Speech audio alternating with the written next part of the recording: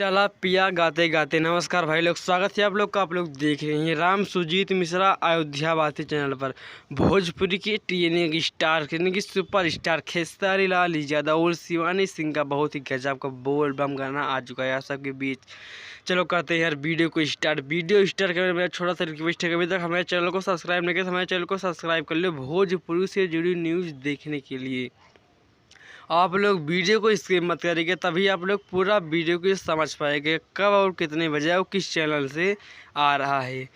Singer है खेसारी लाल यादव का, गीत दिया है आजाद सिंह ने। बहुत ही गजब का, बहुत ही बवाल मैटर है।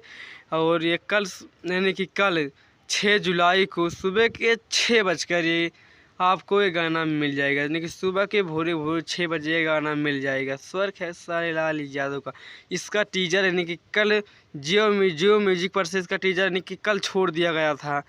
आप लोग टीजर अभी जाकर नहीं देखे तो आप लोग टीजर आप लोग जाकर ज़रूर से ज़रूर देखें। और कल सुबह आप लोग गर्दा के तहलका मचाने के लिए रेडी हो जाइए।